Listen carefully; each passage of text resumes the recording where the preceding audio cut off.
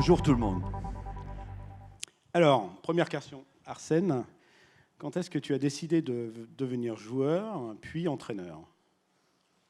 On connaît souvent l'intensité de ses désirs et pas forcément les causes. Donc, je savais toujours que ma vie allait être dans le foot, parce que pour moi, ne pas être dans le foot, c'était la mort. Ça paraît un peu cru, mais j'ai été élevé dans un village où il y avait deux pôles, la religion et le football. Tu as fait du football ta religion? Oui, j'ai fait du football ma religion. Au départ, j'ai essayé de combiner les deux parce que j'étais dans un village qui ne gagnait pas souvent. Donc je me suis dit, je vais au match de foot avec le missel et j'ai lu la messe pendant les matchs. Ça ne nous a pas beaucoup aidé. J'ai compris bien plus tard que ceux qui faisaient les miracles, c'était les bons joueurs. Et les bons entraîneurs. Et les bons entraîneurs, ils peuvent accompagner. Quel est justement le lien entre un bon joueur et un bon entraîneur? Est-ce que quand on est un bon joueur, on devient forcément un bon entraîneur? Est-ce qu'on peut être un bon entraîneur sans avoir été un bon joueur? Une bonne équipe sans un bon entraîneur ne va pas très loin. Parfois, sur du court terme, elle peut exister, mais un bon entraîneur sans de bons joueurs, c'est pareil. On est interdépendants. Mais un entraîneur, c'est un guide. C'est quelqu'un qui dit à un groupe de personnes, vous voulez gagner? Ben, je peux vous aider. Moi, je connais la voie et je peux vous guider pour arriver à gagner. Après, c'est quelqu'un qui a un concept clair pour lequel il est prêt à se battre. Mais, de temps en temps, il faut qu'il jette son concept à la poubelle. Parce que les situations humaines changent très très vite. Il ne faut pas qu'il jette la poubelle quand même. Mais il faut qu'il soit à la fois résistant au stress, extraordinairement résistant au stress, capable de prendre des décisions très très dures, parce qu'il faut savoir que priver un joueur de match, c'est le rendre chômeur, sans couper les liens avec lui. Donc c'est un phénomène humain extrêmement intéressant, parce que tous les vendredis, nous fabriquons des chômeurs que nous réemployons le lundi matin comme si de rien n'était. Il faut savoir quand même que pendant tout le week-end, ils nous détestent. Bon.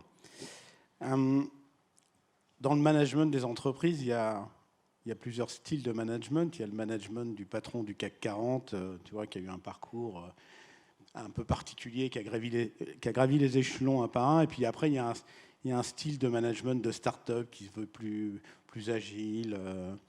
Et je me suis fait cette petite remarque quand on a pris un petit déjeuner cette semaine. On a vu Robert Pires venir te dire bonjour. Et quelque chose m'a frappé, c'est que Robert vous voyait. Et donc, du coup, je me suis demandé si tu n'avais pas un style de management un peu CAC 40.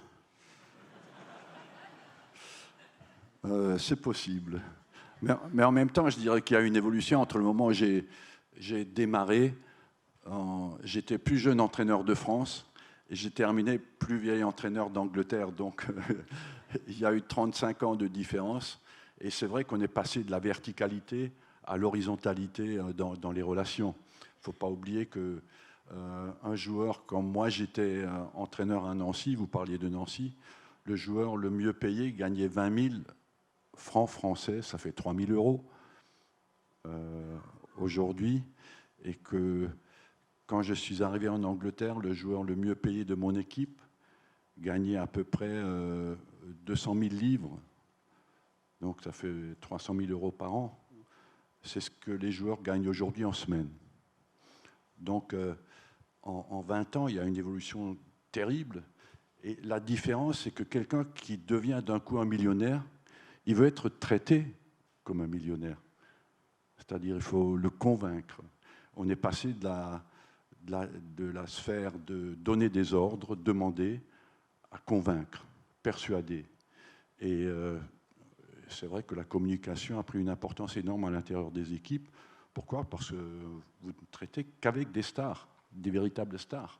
Et donc le vouvoiement, qui devait être compliqué en anglais, j'imagine, ou en tout cas Je ne sais pas pourquoi, mais jamais les joueurs ne m'ont tutoyé. Peut-être parce que j'avais un grand pouvoir dans mon club, que j'étais responsable de tout, de la négociation des contrats, de l'achat des tondeuses à gazon, de la structure du club, de la construction du stade, des terrains d'entraînement. Donc peut-être que cette forme de pouvoir total que j'avais dans mon club a un peu provoqué cela. Yves Morieux, qui est venu 3 fois à l'USI, spécialiste du management, définit le management comme l'art de faire faire aux autres ce qu'ils ne feraient pas tout seuls. Oui, partages-tu cette vision du management? Oui, je pense que c'est l'art d'obtenir des autres ce qu'on pense pouvoir être victorieux. Et je dirais que il faut que votre projet devienne le leur. Quand tu as vraiment gagné, c'est qu'eux-mêmes défendent ton projet, qu'ils se l'approprient et qu'ils le défendent. Et moi, j'ai eu affaire à des... J'ai travaillé au Japon, donc je suis pratiquement par ma vie un multiculturel. Et quand tu arrives en Angleterre, on ne te met pas le tapis rouge. Hein. Il faut faut convaincre, il faut obtenir des autres ce que tu veux. Et quand ton projet est partagé par les autres, et je dirais même plus, quand ton projet est partagé par les meilleurs de ton équipe, eux te rendent plus fort. C'est parce que la vie d'un joueur de foot, quand il rentre le matin, entre 18 et 23, il mange dans ta main. Entre 23 et 28, il est fort. Quand il arrive le matin, il rentre dans ton club, il te fait comprendre que tu as besoin de lui. Donc, à 29, 30, ils redeviennent plus humbles, plus normaux. Ouais, je te rassure, c'est un peu pareil dans nos Parce entreprises. qu'ils sentent la montre. Et que chaque année gagnée après est une année remarquable pour eux. Ouais. Mais donc, il faut tes meilleurs joueurs, quand tu as vraiment un lien avec eux et qui te renforcent dans ton vestiaire. Parce qu'il faut savoir qu'un vestiaire, c'est la jungle. Il y a des joueurs qui manquent des carrières parce qu'ils n'ont pas la force de s'imposer dans le vestiaire. C'est impressionnant. Parce qu'à un moment donné, quand tu rentres dans le vestiaire, il faut que tu fasses sentir aux autres, et les gars, c'est moi ou vous. Mais moi, je suis prêt à me battre. Après, la seconde étape, c'est moi et les autres. Mais au départ, c'est moi ou les autres. Il y en a beaucoup qui échouent là-dessus. Et donc, comment tu les aides? Moi, d'abord, j'essaye de détecter toujours, tu fais ta vie avec un point fort. La vie de footballeur, tu l'as fait avec ton point fort. Aucun joueur n'a toutes les qualités. Donc, j'essaye toujours de détecter le point fort de la personne. Mais il en faut. Le sport de haut niveau d'aujourd'hui, c'est dans le sport collectif. Parce que l'autre jour, je disais ça à Tsonga, il me dit « Oui, mais en tennis, tout le monde joue sur ton point faible. » En foot aussi. En foot aussi. En foot aussi en tant qu'équipe. Ouais. Mais tu fais ta carrière avec un point fort, les autres peuvent compenser tes points faibles. L'exemple bien connu en France, c'est Giroud. Il n'a pas tous les points forts, mais il a un point fort vraiment énorme. Donc, il a fait sa carrière là-dessus. Et je cherche cela. Après, évidemment, il faut plus le sport avance, moins il faut que tu aies de trous. Et le sport moderne exige un point fort énorme et puis être assez bon partout. Dans mon bureau, il y a une petite phrase de Nelson Mandela qui dit « Je ne perds jamais, soit je gagne, soit j'apprends ». Que penses-tu de cette Oui, mais dans notre métier, il ne faut pas perdre souvent. Donc, parce que tu n'as pas le temps d'apprendre longtemps.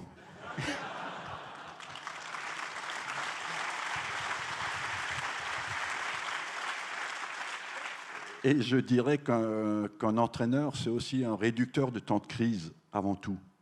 Là où il y en a un qui perd 5 matchs, un bon, il perd aussi, mais il n'en perd que 2. Ou 3 peut-être. 3 au maximum dans ta carrière, je crois, d'affilée, c'est ça? J'ai jamais perdu 3 matchs d'affilée en Première Ligue en 22 ans. Parce qu'au bout de 3 matchs, tu es dans une crise totale, ou même...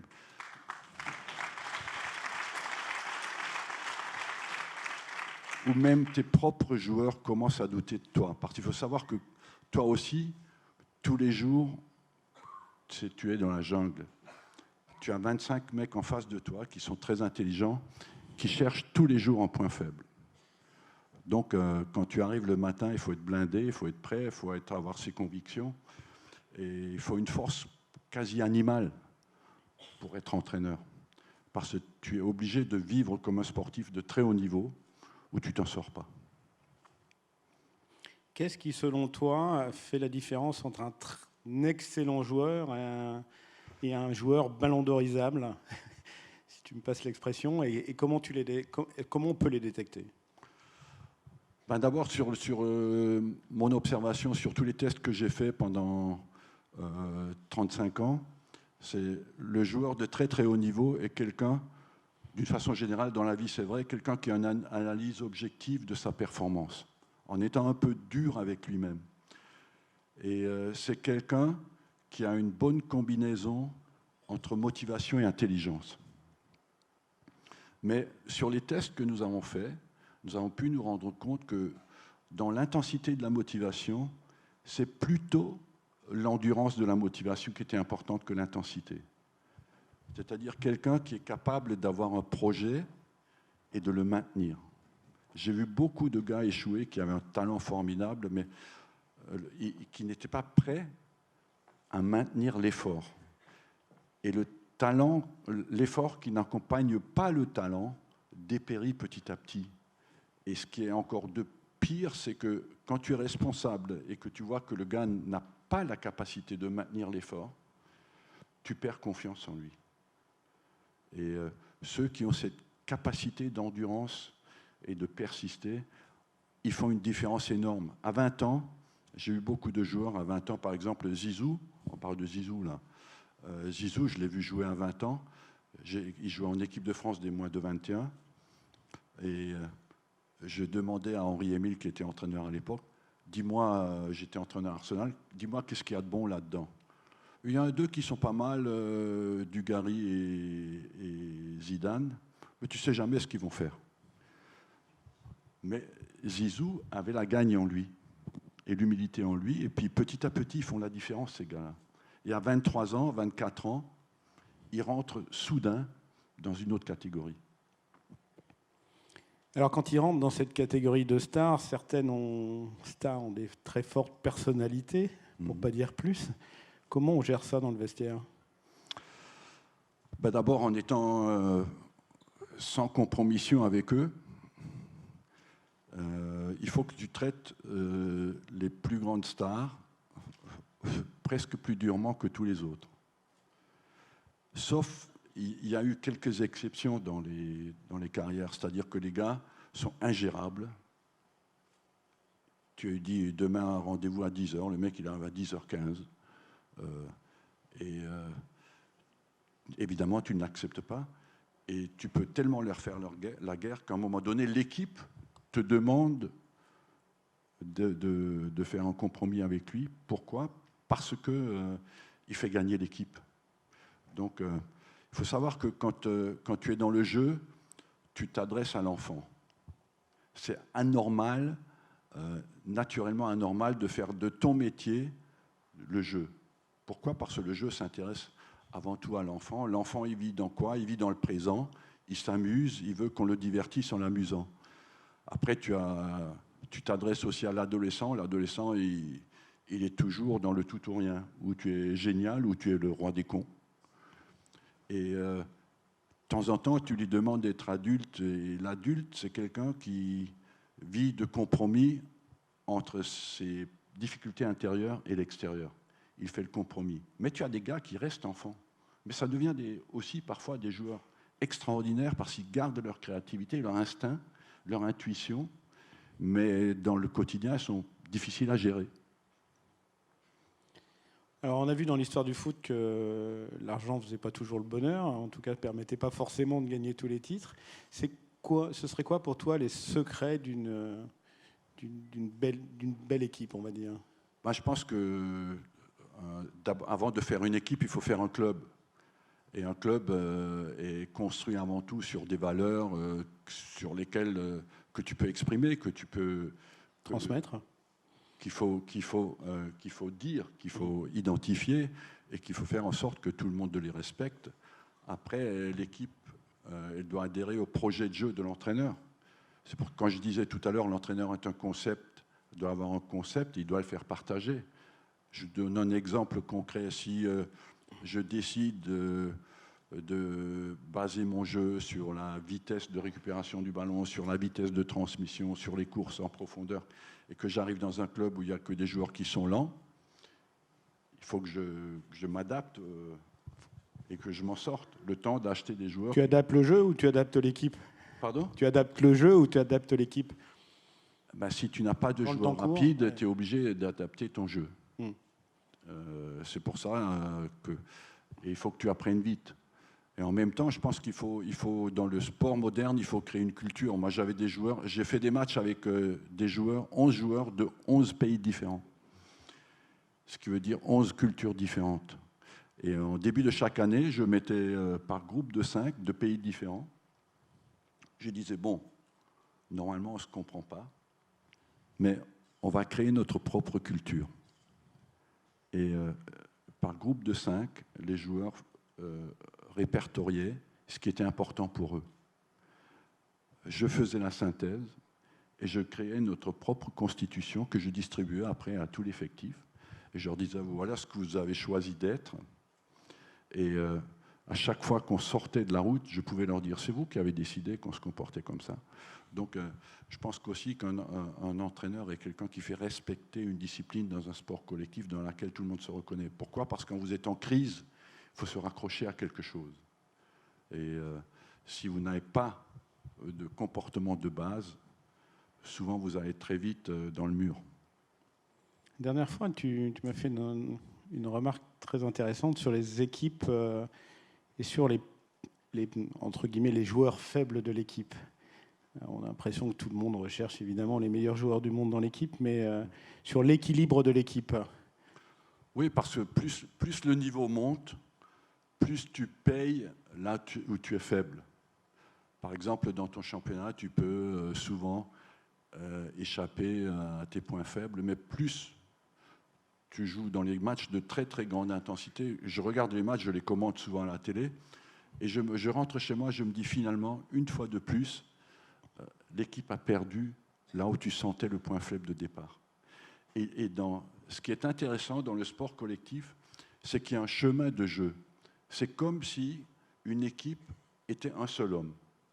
Et il y a un chemin de jeu qui se met en place, qui passe naturellement par ses points forts. C'est-à-dire, si l'arrière droit est faible, le jeu va démarrer chez lui. Si le milieu gauche est fort, si l'arrière droit est fort, il démarre chez lui. Le milieu gauche est fort. Il y a un chemin de jeu qui se met en place assez naturellement. Et chez l'équipe adverse, il y a un chemin de jeu qui se met en place. Il exploite souvent vos points forts. Mais c'est quelque chose, plus le niveau monte, plus vos points faibles deviennent payants. Quels sont les secrets d'une causerie d'avant-match? Un petit brief. On se demande tous ce qui se passe dans les vestiaires juste avant. Comment parler aux joueurs juste avant le... La causerie d'avant-match, c'est souvent quelque chose qui tient compte des matchs précédents, de l'adversaire, de la situation psychologique du moment. Et parfois, il faut être encourageant, parfois, il faut être dur. Mais d'une façon générale, dans la vie, tu oublies très vite tes qualités. Des gens oublient très, très vite leurs qualités. Pourquoi? Parce que le quotidien est fait d'une banalité où il faut des ressources énormes pour les surmonter. Les réseaux sociaux, la presse, les médias, tout te tire vers le bas tout le temps. Et on oublie très vite ces qualités. Donc, à la fois, il y a un facteur qui analyse l'adversaire, parce qu'aujourd'hui, on a des spécialistes, énormément de spécialistes. Un entraîneur aujourd'hui de haut niveau, il est entouré de 25 personnes. Il a son staff à gérer, qui lui donne toutes les informations possibles. Lui doit tirer la quintessence de ce qu'il reçoit, mais en même temps, il a un facteur de mettre l'équipe sur un niveau de motivation, de dynamique collective qui est extrêmement importante. Et le dernier coup de fouet qu'il donne à l'équipe est là. C'est de placer l'équipe sur des ondes qui lui permet d'oublier sa peur et de lui donner l'envie de gagner. Mais sans doute, quand vous parliez tout à l'heure de 49 matchs sans défaite, c'est là que j'ai découvert le véritable luxe de ne pas avoir peur de la défaite. Parce que toute la semaine, tu rencontres des gens et te disent « Hey, samedi, il faut gagner. » Ah ben, oui, je sais, c'est mon métier. Hein, personne ne m'a jamais dit « Samedi, il faut perdre. » Mais quand on a eu 1 an et demi sans défaite, j'ai découvert soudainement qu'en fait, c'est la peur qui inhibe le plus. Et chacun vit avec ses peurs, avec ses doutes, mais sans en être vraiment conscient. Et c'est pour ça que nous avons créé, après cela, 2 couleurs. Parce que pourquoi il y a souvent des dérapages émotionnels dans le jeu. Tu loupes quelque chose, tu te dis merde, j'aurais dû faire autre chose. Et 5 secondes après, tu es de nouveau dans l'action, mais tu es encore dans le passé. Donc on a créé un concept qui est passé tout le temps du rouge au bleu. Le bleu, c'est celui qui est on task, celui qui est dans le présent, il est concentré sur ce qu'il fait. Le rouge, c'est que tu es dans l'émotionnel, c'est que tu es frustré parce qu'on ne t'a pas donné la balle, parce que tu as loupé quelque chose. Et on a beaucoup travaillé là-dessus pour passer, pour être conscient, merde, je suis dans la mauvaise couleur, il faut que je revienne très vite au bleu. Le bleu, c'est un tueur. Je faisais venir beaucoup de spécialistes toutes les 6 semaines pour parler aux joueurs d'expériences qu'ils ont vécues. Et j'ai fait venir un gars qui était à Oxford, qui avait fait une thèse sur les psychotiques. En fait, le joueur de haut niveau est un peu là. Il a un but, il n'y a aucune émotion qui interfère. C'est un tueur. Et il faut essayer de le mettre dans ce mode-là. Alors, on a bien compris que tu n'aimais pas la défaite, mais tu préfères un match gagné sans panache ou une défaite avec style? Si tu trouves un entraîneur qui te dit « je préfère une défaite », il ne faut pas qu'il rentre dans ce métier. Pourquoi? Parce que la victoire te donne le temps de corriger ce qui n'a pas été. La défaite remet en question tout ce que tu as fait. Donc, tu ne peux pas. Je pense que dans un grand club, un entraîneur doit avoir l'ambition de gagner avec style. Pourquoi? Parce qu'il faut que ce soit une expérience pour les supporters. Quand ils se lèvent le matin, il faut qu'il ait l'espoir qu'au moins que tu essayes de lui donner quelque chose de spécial. Lui, il est perdu dans son quotidien plat. Il faut qu'il ait l'espoir de vivre une expérience un peu spéciale. Donc il faut avoir l'ambition de gagner avec style. Il faut aussi prendre des victoires, les petites victoires. Est-ce que tu accordes ta confiance facilement? Oui, mais mon métier, c'est en fait, je le déconseille surtout aux paranoïaques. Parce que très vite, ils sont au bord du suicide et ils voient des complots partout. Et je dirais que j'ai vu beaucoup de gens extrêmement intelligents, extrêmement compétents dans mon métier, mais qui avaient tendance à voir des ennemis autour d'eux. Ils ont tous fini en désastre. Et mon métier, c'est une forme de foi en l'humain, c'est-à-dire, je dois gagner, je remets mon destin entre vos mains, vous faites-le. Donc c'est un vrai acte de confiance dans les autres. Alors comme tu nous l'as expliqué, tu avais des fonctions bien plus larges que l'entraînement de l'équipe à Arsenal. Comment tu gérais le temps court, entre guillemets, ces obligations de victoire à court terme, et le temps long, qui est un projet d'entreprise? Tu essaies de concilier les deux. Je pense que ce qui m'a fait aimer ce métier aussi, c'est que j'ai très vite compris que quand j'ai commencé jeune entraîneur, je disais à mon président, en 1, je veux lui, en 2, je veux lui, et en 3, je veux lui. J'avais toujours celui que voulait le président. Parce que quand je lui disais, mais je vous ai demandé en 1, oui, mais elle est trop chère. Donc, je me suis dit, il faut que j'achète moi-même les joueurs. Donc, j'ai fini à Arsenal, j'ai fait 400 transferts. Il faut savoir que les transferts, chaque gros transfert est un livre. Honnêtement. Le contrat, tu veux dire? Non, mais pas le contrat. Ou l'histoire du contrat? L'histoire de la négociation, c'est incroyable. Parce que là, tous les jours, les gens achètent les journaux et, pour lire les transferts, mais on joue au poker maintenant, jusque la dernière semaine. Et ça demande un travail énorme parce qu'il faut savoir qui prend les décisions, qui influence le preneur de décision. Il faut convaincre le joueur, il faut convaincre le club, il faut convaincre les agents. Donc, ça prend énormément de temps. Et aujourd'hui, quand vous faites une erreur, vous vous trompez, ça ne coûte pas 5 millions. Ça coûte 50, 70, 100. Donc, oui, mais est-ce que c'est pas un peu de la monnaie de singe non plus, dans le sens où tu as un joueur à 50 millions, tu l'échanges contre un autre joueur à 50 millions?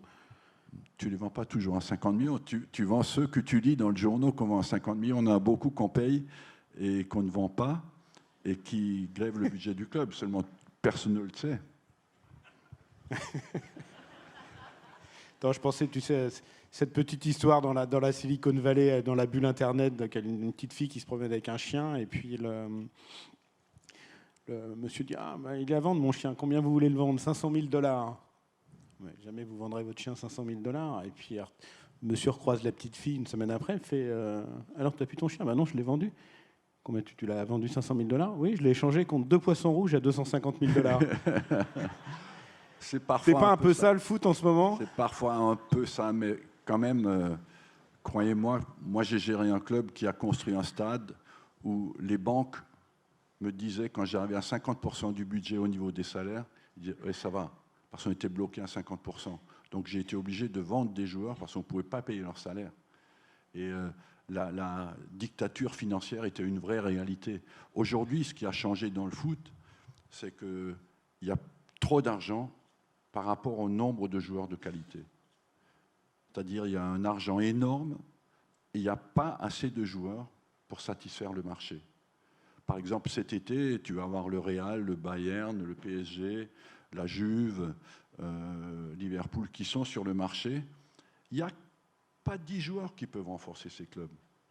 Mais là, tu as 2-3 milliards qui flottent et qui ne demandent qu'à être dépensés. Donc, il y a une vraie lutte incroyable pour avoir les bons joueurs. Donc j'imagine que sur cette lutte des talents qu'on connaît un peu dans nos métiers, tu as évidemment deux sujets. Tu as attirer les talents et les conserver. C'est également un autre challenge. C'est attirer les talents, les conserver. Les conserver, c'est très difficile aujourd'hui parce que les salaires montent très très vite. Donc, mais quand on disait tout à l'heure, l'argent ne fait pas tout, c'est vrai. Mais malgré tout, quand tu regardes le classement du championnat de France cette année, tu fais le classement des budgets, ça correspond. 9 fois sur 10. Indépendamment du manager. Indépendamment du manager. Le manager est celui qui permet de faire fonctionner l'équipe. Mais il y a beaucoup de managers dans le monde qui savent faire fonctionner les bonnes équipes.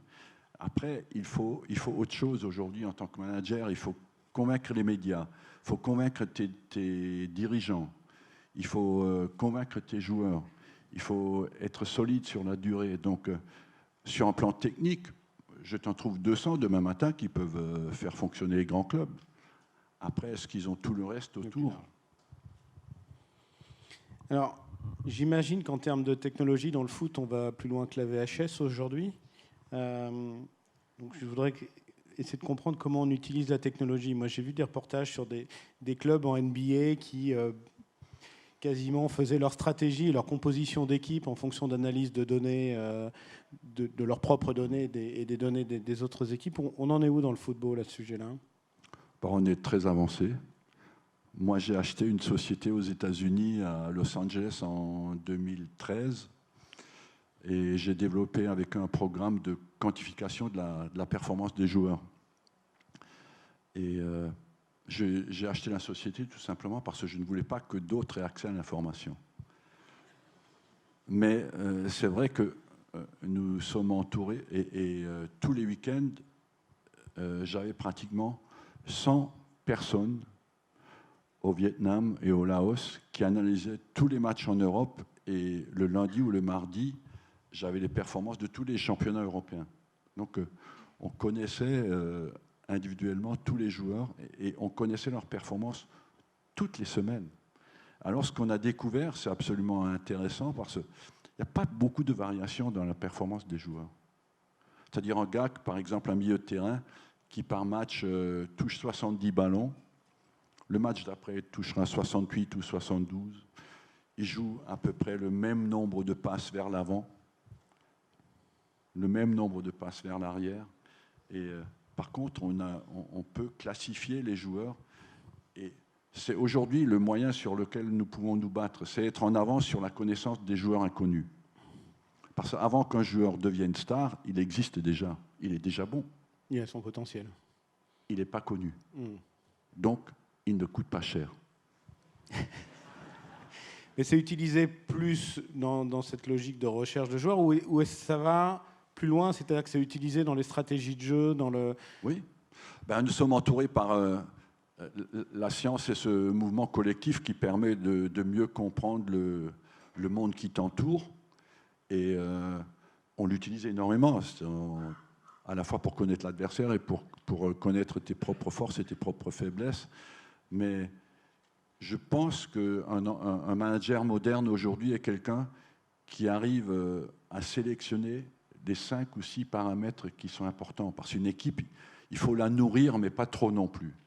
Il faut lui donner vraiment des trucs décisifs. Et puis, la science, au-dessus de la science, il y a l'homme, le manager, qui intègre tout ça et qui garde malgré tout en lui à la fois l'expérience, l'intuition du prochain match et qui prend la décision finale. Le danger aujourd'hui dans les clubs, c'est que la science prenne le dessus sur l'entraîneur. Pourquoi ? Parce que lui, il est dans le subjectif. Et en fait, prendre des décisions, ce qui est extrêmement difficile dans le prendre des décisions, c'est que nous prenons tout le temps des décisions sans avoir aucune certitude. Par exemple, je te fais jouer ailier droit demain. Ah, je peux t'aider là sur la pertinence de la décision. Je prends la décision le vendredi soir en sachant que mon sort dépend de cette décision, en sachant aussi que tu peux très bien faire un très mauvais match. Et si la science, si les scientifiques autour de moi me disent « surtout ne le fais pas jouer lui », il faut que je sois costaud pour le faire jouer quand même. Donc, je pense que dans beaucoup de clubs aujourd'hui, l'objectivité scientifique a pris le dessus sur la subjectivité de la connaissance et de l'expérience. Ok. Donc, tu as vu Yuger ce matin. Est-ce que tu crois qu'un jour, les progrès de la technologie vont nous permettre de façonner des footballeurs augmentés ? Oui, je pense qu'il faudra organiser un championnat entre l'homme augmenté, entre eux, et les autres. C'est sûr qu'on arrivera avec... peut-être que ça égalisera les chances, c'est-à-dire un mec qui n'a pas de fibre rapide, on arrivera à lui mettre une puce dans la tête pour que ces fibres réagissent aussi vite qu'un mec qui est rapide. Peut-être aussi qu'un gars qui a un problème de la vitesse d'analyse de jeu ou de prise de décision, on va lui mettre une puce dans la tête pour prendre des décisions beaucoup plus rapidement. Parce qu'en fait, on s'est rendu compte, je termine là-dessus, j'ai fait faire une analyse l'an dernier avec une université norvégienne. Le foot, en fait, si on simplifie le plus possible, c'est maîtriser le ballon, prendre une décision et exécuter la décision. À chaque fois que je reçois la balle, il faut d'abord que je la maîtrise, après que je prenne une bonne décision, après que j'exécute bien la décision. Il faut savoir que tout ça va extrêmement vite, mais je me suis demandé, et si on analysait ce qui se passe avant la réception du ballon. Et j'ai fait faire une étude avec une université norvégienne qui faisait leur doctorat là-dessus. On a placé des caméras sur les toits et on a analysé leur capacité de scanner, c'est-à-dire que font les bons joueurs avant de recevoir la balle. Et surtout, combien de fois contrôlent-ils leur environnement dans les 10 secondes précédant la réception du ballon. On a eu des découvertes très intéressantes parce qu'on s'est rendu compte qu'en fait, les très bons joueurs scannaient entre 6 à 8 fois avant de recevoir la balle. C'est quand même déjà du très très haut niveau, la Première Ligue. Et que les joueurs moins bons scannaient 4 à 6 fois dans les 10 secondes qui précédaient la réception du ballon. Et c'est extrêmement complexe parce qu'il faut regarder les mouvements des yeux. On a dû mettre... Il y a 50% des étudiants qui ont abandonné au bout de 3 semaines, tellement c'était délicat.